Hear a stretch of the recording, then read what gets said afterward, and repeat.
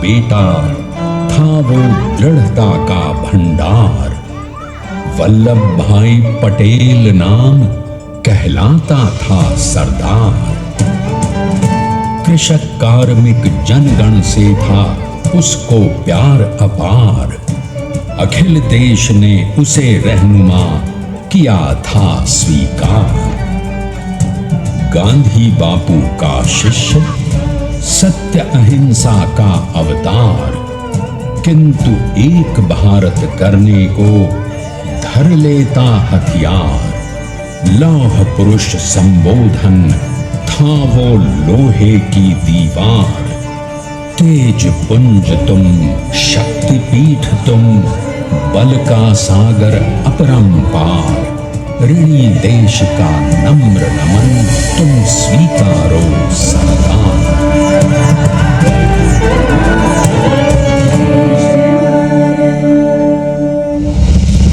1857 में अंग्रेजों को ललकारने वाले पहले स्वतंत्रता संग्राम के एक सक्रिय सिपाही थे झवेर भाई पटेल। करमसद गांव के इस बहादुर देशभक्त किसान और उनकी पत्नी लाडबाई के 5 बेटों और 1 बेटी में से चौथे पुत्र थे वल्लभ भाई। बालक वल्लभ ने करमसद के बाद नडियाद से अपनी हाई स्कूल की शिक्षा पूरी की। फिर 13 साल की उम्र में उनकी शादी भी हो गई छोटी सी झवेरबाई से। 2 बच्चों, बेटी मणिबेन और बेटे डाया भाई को जन्म देने के बाद झवेरबाई असमय ही चल बसी। सदी बदलने और 20वीं सदी आने पर उनका जीवन भी एक चमत्कार की तरह बदला। प्रीडर का इम्तिहान पास करके वो वकालत करने लगे। पहले गोधरा, फिर आणंद और उसके बाद अहमदाबाद में। मगर जल्द ही वकालत छोड़कर वो बैरिस्टर बनने की इच्छा से इंग्लैंड चले गए। लंदन में बैरिस्ट्री में अव्वल आने और वजीफा जीतने वाले वो अनोखे भारतीय थे। अब तो अहमदाबाद की वरिष्ठ अदालत में बैरिस्टर पटेल की जिरह और जीतों की धूम मच गई।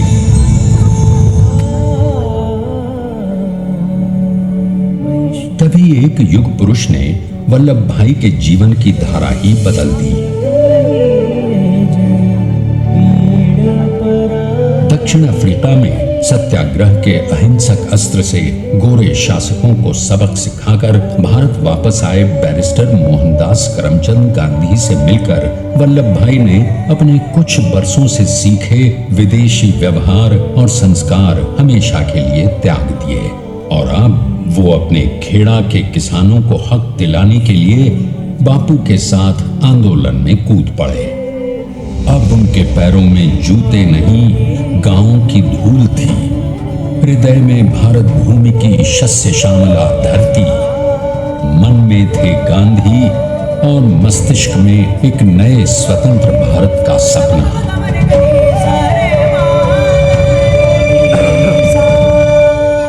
तभी बारडोली के मजबूर मजलूम किसानों की यातना का समाचार उनके पास पहुंचा। तुरंत वल्लभ भाई वहां पहुंचे और यूं शुरू हुआ भारत का सबसे बड़ा और सफल किसान आंदोलन बारडोली। वल्लभ भाई ने बारडोली के 87,000 किसानों को ऐसा अटल अडिग अचल मनोबल दिया कि अंग्रेजी सरकार हिल गई और 1 बरस के बाद उनका लगान माफ कर दिया गया। अब तो पूरे देश में लोग वल्लभ भाई के नाम की कस्में खाने लगे। स्वयं महात्मा गांधी ने कहा, अब वल्लभ भाई मेरे शिष्य या साथी नहीं, सारे देश के सरदार हैं। और देश को मिल गया एक अनोखा असरदार सरदार।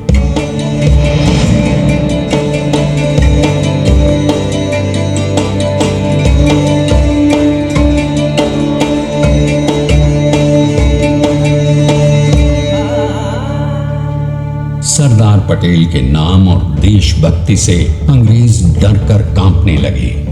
1930 के नमक सत्याग्रह और दांडी कूच में वो बापू से भी पहले गिरफ्तार किए गए। तो सन 1932 में फिर उन्हें बापू के साथ ही जेल में 2 सालों के लिए डाल दिया गया। मगर आजादी के दीवानों को, स्वतंत्रता के परवानों को कौन गिरफ्तार कर पाया है?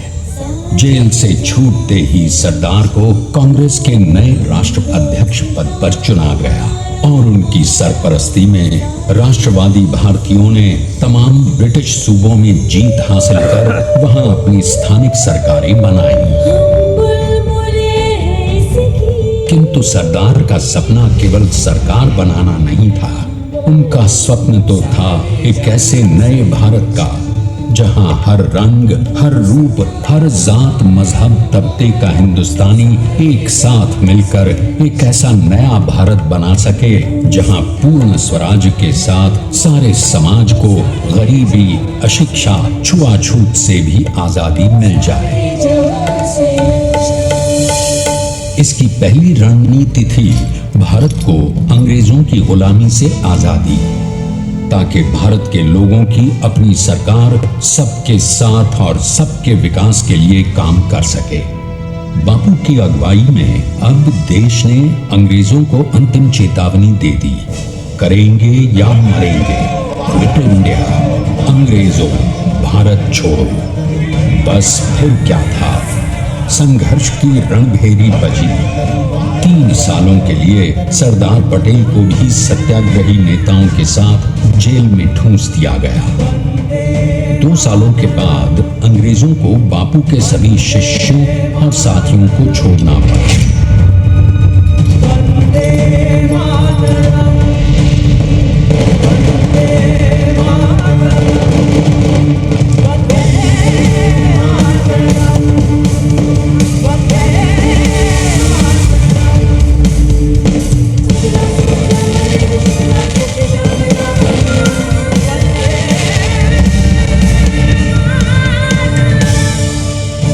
स्वतंत्रता के स्वप्न के सच होने के साथ अब सरदार पर कई एक नई जिम्मेदारियां थीं।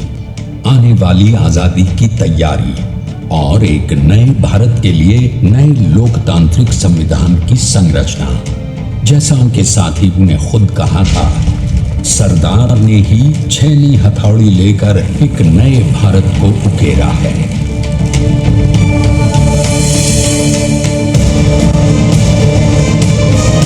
स्वाधीनता तो प्राप्त हुई, लेकिन खंडित भारत में भी उठते विभाजनवादी अंधकार को अभी दूर करना था। जब देश के खंड खंड होने का भय उत्पन्न होने लगा, तो सरदार ने निर्भय होकर खुद अपनी केंद्र सरकार और साथियों को भी चुनौती दे डाली और जम्मू कश्मीर को बचाने के लिए सारे देश का आकाश वायुयानों से भर गया।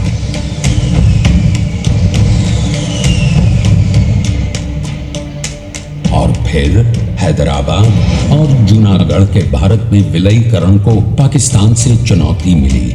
सरदार चाहते थे कि देश की 1 इंच धरती अब और विभाजित नहीं होनी चाहिए।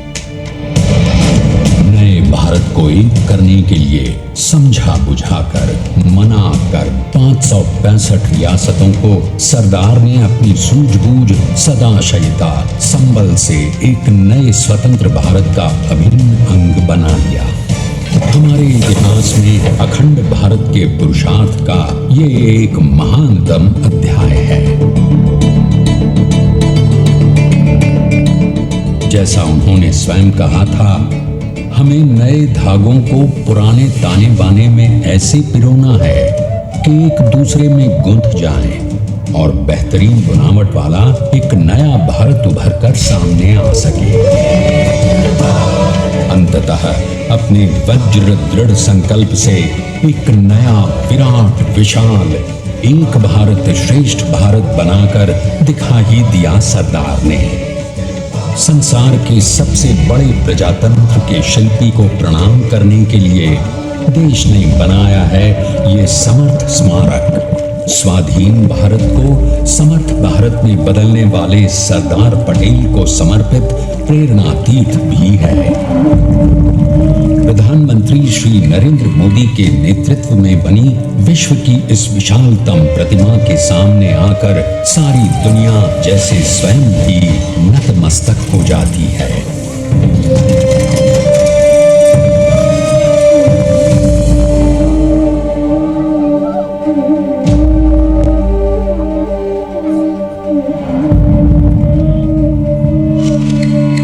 देश को बना गया वो अमित अटल,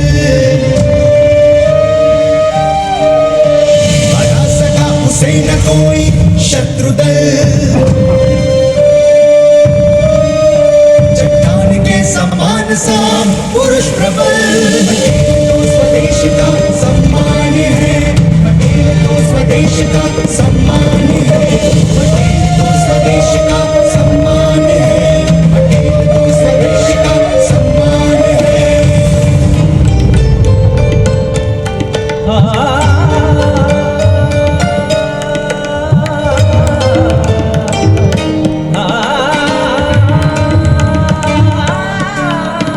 ऊंचाइयां आकाश को छुए हुए, गहराइयां समुद्र के लिए हुए, कदम अडिग जमीन पर जमे हुए। पटेल अपनी आन बान शान है, पटेल अपनी आन बान शान है, पटेल तो स्वदेश का सम्मान है, पटेल तो स्वदेश का सम्मान है, पटेल तो स्वदेश का सम्मान है। पुरुष को श्रद्धांजलि देती 182 मीटर ऊंची विश्व की सबसे विशालकाय प्रतिमा का निर्माण कैसे हुआ?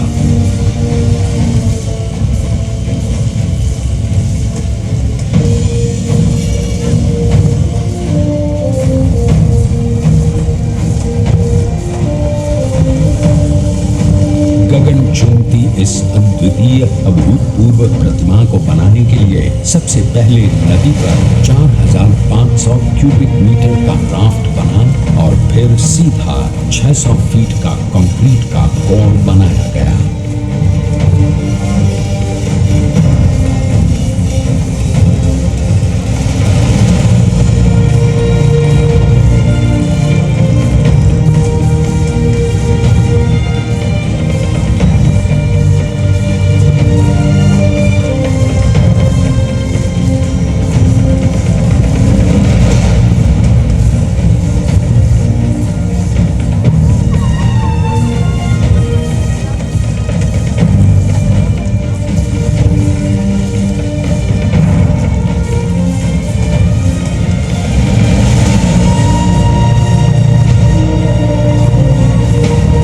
इस कंक्रीट कोर के साथ लगाया गया स्टील का फ्रेमवर्क।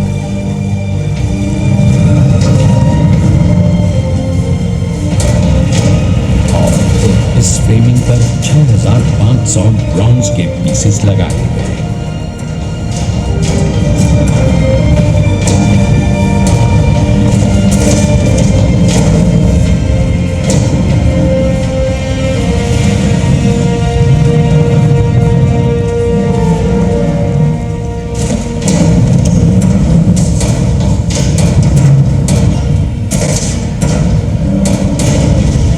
सोचिए कि 182 मीटर ऊंचे इस भव्याति भव्य स्मारक के निर्माण में कितना सामान और मेहनत लगी होगी। 70,000 metric ton cement, 18,500 metric ton reinforcement steel, 6,000 metric ton structural steel और 1,700 मीट्रिक टन ब्रॉन्ज।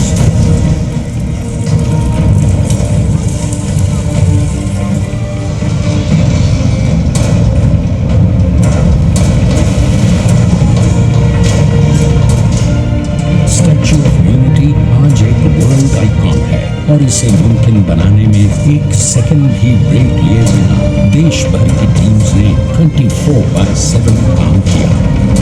250 से ज्यादा इंजीनियर्स, 4,500 से ज्यादा स्किल फोर्स और कई लाख मानव दिन। हम गर्व से कह सकते हैं कि कुल मिलाकर स्टैच्यू ऑफ यूनिटी राजधानी के निर्माण में 95% माल सामान, मजदूर, इंजीनियर्स और एक्सपर्ट्स थे भारतीय। जानते हैं कि 182 मीटर ऊंची इस भव्य प्रतिमा को बनाने में कितना समय लगा? डिजाइन के लिए 12 महीने और निर्माण के लिए 34 महीने, यानी कुल मिलाकर केवल 46 महीने।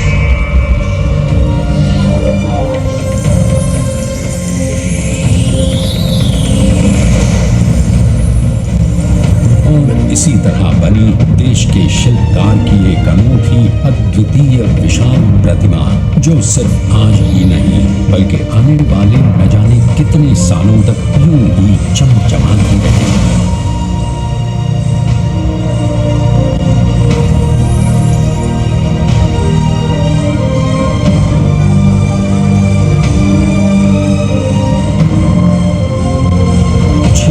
महीनों तक लगातार बिना रुके एकजुट होकर न जाने कितनों ने परिश्रम किया और उनका साथ दिया भारत की 125 करोड़ जनता ने।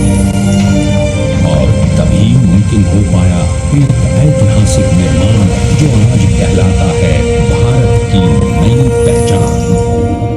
स्टैच्यू ऑफ यूनिटी, विश्व की सबसे ऊंची प्रतिमा।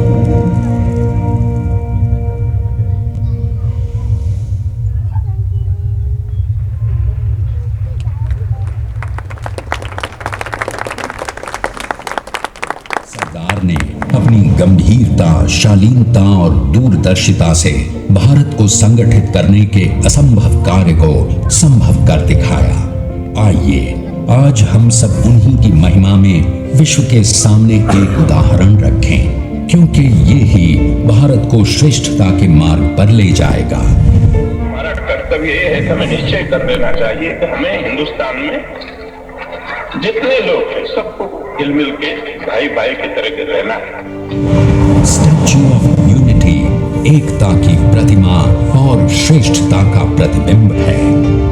एक पहल है इस अखंड भारत को श्रेष्ठ भारत बनाने के सपने को पूरा करने के लिए। एक पुकार है हम सबको एकजुट होने के लिए। एक आंदोलन है भारत को सबसे आगे ले जाने के लिए, श्रेष्ठ बनाने के लिए। आपके योगदान और विश्वास से ही बनेगा एक भारत, श्रेष्ठ भारत। एकता का स्मारक है, एकता का संदेश है कि भाषा अनेक, भाव एक, राज्य अनेक, राष्ट्र एक, पंथ अनेक, लक्ष्य एक, बोली अनेक, स्वर एक, रंग अनेक, तिरंगा एक, समाज अनेक, भारत एक, रिवाज अनेक, संस्कार एक, योजना अनेक, मकसद एक, कार्य अनेक, संकल्प एक, राह अनेक, मंजिल एक, पहनावा अनेक, दीपा एक, चेहरे अनेक, मुस्कान एक। ये एकता का संदेश लेकर के हम चले और भाइयों बहनों